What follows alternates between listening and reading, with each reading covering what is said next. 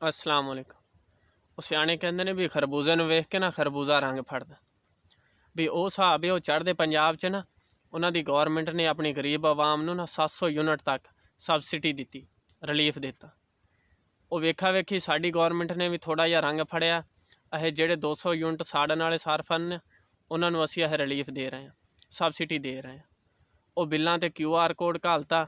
ਉਹ ਕਈ ਬੰਦੇ ਵਿਚਾਰੇ ਡਰਦੇ ਨਾ, ਉਹ QR ਕੋਡ ਸਕੈਨ ਹੀ ਨਹੀਂ ਕਰਦੇ। ਕਹਿੰਦੇ ਵੀ ਇਹਦੇ 'ਚ ਨਾ ਹੋਰ ਟੈਕਸ ਲੱਗੇਗਾ। ਵੀ ਉਹ ਗਰੀਬ ਆਵਾਮ ਨਾ ਟੈਕਸਾਂ ਤੋਂ ਇੰਨੀ ਡਰੀ ਪਈ। ਮੈਂ ਉਹਨਾਂ ਨੂੰ ਕਹਿੰਦਾ ਵੀ ਇਹ ਨਾ ਗੌਰਮੈਂਟ ਜਿਹੜੀ ਰਿਲੀਫ ਸਬਸਿਡੀ ਉਦੋਂ ਦਿੰਦੀ ਹੈ ਜਦੋਂ ਇਹਦਾ 80% ਆਦਾ ਫਾਇਦਾ ਹੁੰਦਾ ਅਤੇ 20% ਇਹ ਲੋਕਾਂ ਨੂੰ ਦਿੰਦੀ, ਵੀ ਆਵਾਮ ਨੂੰ ਦਿੰਦੀ। ਅਤੇ ਇਹ ਨਾ ਇਹ ਸਕੈਨ ਕਰੋ ਵੀ ਹੋ ਸਕਦਾ ਸਾਨੂੰ ਕੋਈ ਪਰਸੈਂਟ ਨਾ ਜਿਹੜੇ ਵੀ ਬਿੱਲਾਂ 'ਚ ਕੁਛ ਰਿਲੀਫ ਮਿਲੇ। ਇਹਨੂੰ ਸਕੈਨ ਕਰਨਾ ਚਾਹੀਦਾ। ਅਤੇ ਅੱਜ ਦੀ ਵੀਡੀਓ ਮੈਂ ਬਣਾ ਰਿਹਾ ਵੀ ਇਹਨੂੰ ਸਕੈਨ ਕਿਵੇਂ ਕਰਨਾ, ਵੀ ਇਹ ਰਿਲੀਫ ਲੈਣਾ ਕਿਵੇਂ, ਠੀਕ ਹੈ ਨਾ। ਵੀ ਮੈਂ ਇਹ ਚਾਹੁੰਦਾ ਵੀ ਜਿਹੜੇ ਸਾਡੇ ਵੇਖਣ ਅਤੇ ਸੁਣਨ ਵਾਲੇ ਭਰਾ ਨੇ ਨਾ ਵੀ ਸਾਡੇ ਤੱਕ ਕੋਈ ਮਾਲੂਮਾਤ ਪਹੁੰਚੇ, ਅਸੀਂ ਉਹਨਾਂ 'ਚ ਅੱਗੇ ਸ਼ੇਅਰ ਕਰੀਏ। ਅਤੇ ਅੱਜ ਦੀ ਵੀਡੀਓ ਪੂਰੀ ਵੇਖ ਕੇ ਜਾਣਾ। QR ਕੋਡ ਸਕੈਨ ਕਰਨ ਦਾ ਤੁਹਾਨੂੰ ਤਰੀਕਾ ਦੱਸਾਂਗੇ ਇਹਦੇ ਵਿੱਚ, ਅਤੇ ਦੱਸ ਕੇ ਤੁਸੀਂ ਆਪਣੇ ਘਰ ਬੈਠੇ ਨਾ ਇਸ ਟੱਚ ਮੋਬਾਇਲ 'ਤੇ QR ਕੋਡ ਸਕੈਨ ਕਰ ਸਕਦੇ ਜੀ।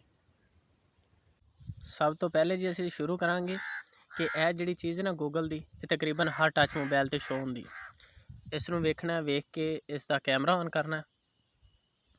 ਕੈਮਰਾ ਔਨ ਕਰਨ ਤੋਂ ਬਾਅਦ ਇਸ ਤਰ੍ਹਾਂ ਜਿਹੜਾ ਬਿੱਲ 'ਤੇ ਦਿੱਤਾ ਗਿਆ QR ਕੋਡ ਹੈ ਉਸ ਨੂੰ ਸਕੈਨ ਕਰਨਾ।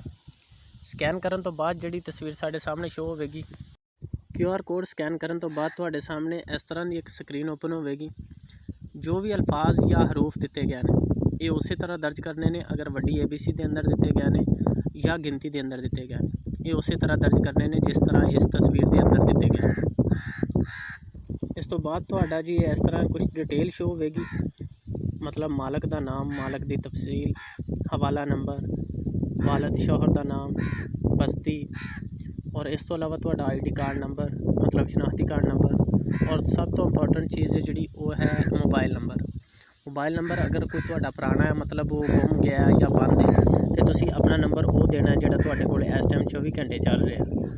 ਉਹ ਨੰਬਰ ਤੁਸੀਂ ਇੱਥੇ ਦਰਜ ਕਰਨਾ ਮੋਬਾਈਲ ਨੰਬਰ ਦੀ ਜਗ੍ਹਾ 'ਤੇ, ਔਰ ਸੈਂਡ OTP ਇਸ 'ਤੇ ਓਕੇ ਕਰ ਦਿਓ। ਤੁਹਾਡੇ ਕੋਲ ਇੱਕ OTP ਕੋਡ ਆਵੇਗਾ।